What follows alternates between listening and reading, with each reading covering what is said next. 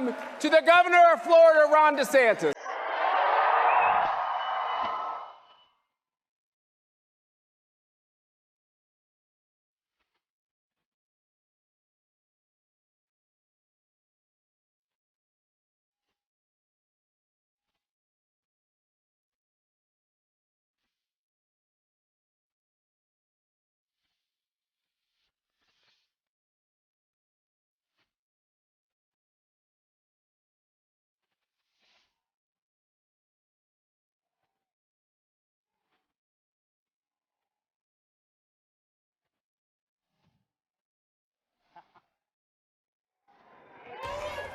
Cpac.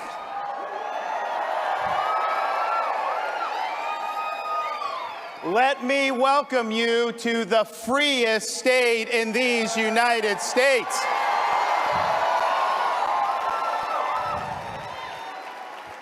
We were lucky to have Cpac in 2021, and I'm happy to inform you, 2021, Florida set an all-time record for domestic tourism coming into our state.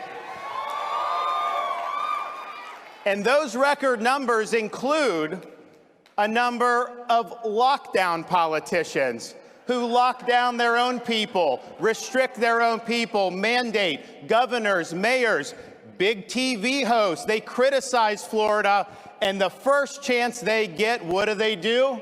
They escape to freedom in the state of Florida. And why do even these biggest critics and lockdowners come to Florida? Well, I think it's simple. From the very beginning, we refused to let this state descend into some type of Faucian dystopia where people's freedoms are curtailed and their livelihoods are destroyed. We protected people's rights. We protected people's jobs. We protected small businesses, and we made sure that every kid in the state of Florida had an opportunity to go to school in person 5 days a week.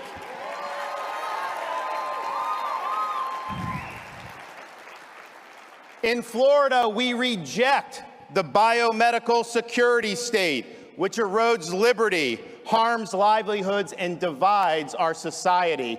And we not only reject it if it's government, we have done things like ban vaccine passports and mandates.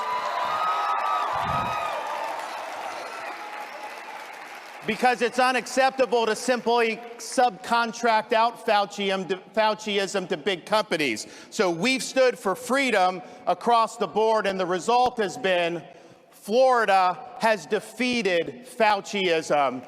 Freedom has prevailed in the Sunshine State.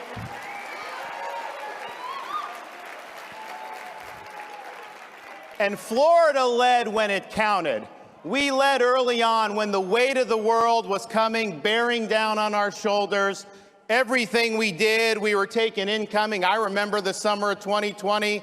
We had the kids saying, you got to go have the kids in school. The teachers' unions, they would put coffins outside the Department of Education building in Tallahassee. They sued me to close the school. But we stood strong. And part of the reason we stood strong, because we understand what it means to be a leader. Not just be a politician that twists in the wind, but be willing to make the tough decisions. I look back at President Eisenhower's farewell address. Many of you remember it because he warned about the military-industrial complex. That was smart. He was right. But if you read that speech, he also warned about the dangers of a rising scientific and technological elite.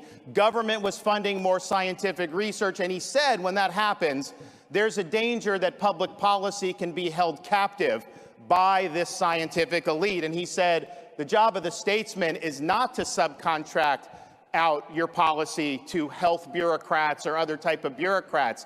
The job of the statesman is to lead, to take all the interests in society and make sure you're doing what's in the public good. So many governors over the last 2 years would simply defer to health bureaucrats because it was a safe thing to do politically. If things went bad, they can say, hey, the bureaucrats told me I had to do this. Yeah, you lost your job. Sorry, your business is done. The kids are locked out of school, but they're telling me I have to do this. That is not what we did in Florida.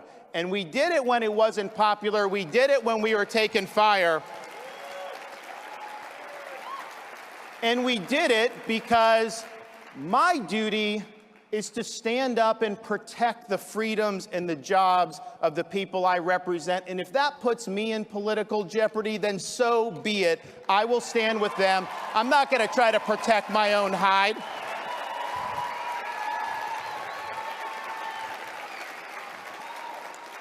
And I really believe, had Florida not led the way, this country could look like Canada or Australia.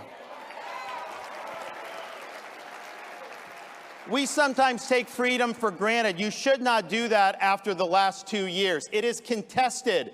The left does not want to honor our freedoms, and we have a responsibility to fight back on all fronts. People are coming to Florida because they want freedom. Even our critics are doing it, but I can tell you there's one fella that just hates Florida, and his name is Joe Biden. He's always criticizing us, always trying to take pot shots at Florida. He does things like take our medication. He stiffs storm victims of relief just because he doesn't like the governor. He doesn't like Florida, and he doesn't like me because we stand up to him. That's why he doesn't like us.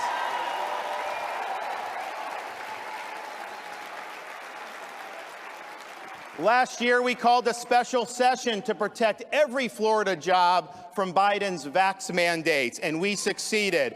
We've sent people to the Texas border and are suing Biden over his catch and release policy because he is not following the Constitution by letting our borders be overrun. We stand up against the weak on crime policies that is ravaging cities all across the country and what he supports, and we are standing against his reckless fiscal policies where they've printed trillions of dollars, and now we have rampant Biden-inflation. The inflation is because of his policies, and we're not going to let anyone forget that. So all told, he's had the worst first year of any president since the 1800s.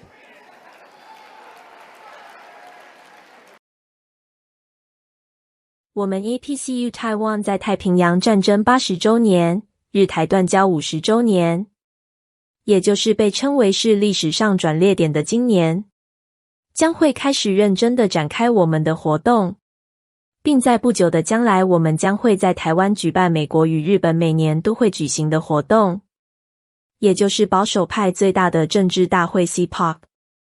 如果在活动上我们能够像去年的 Cpac 一样，邀请到美国前总统川普与美国前国务卿庞培欧，并将他们的讯息传达给台湾人的话，这将会产生全球性的影响。APCU 想要举办的正是这样的活动。如果各位观众中有意愿想要与我们共同举办活动，或者想要捐款支援我们的启动基金的话，请一定要来与我们联系。当然，如果是想要成为志工或者进行小额捐款，我们也非常欢迎并感谢各位的支持。如果您的捐款额超过一定数字的话，我们将会提供给您 Cpac Taiwan 以及 Cpac Japan 的 VIP 门票，在宣传或活动中作为赞助商曝光，以及最重要的与我们一起前往美国的 Cpac 活动。我们在2021年的德州 Cpac 中很幸运地见到了川普总统本人。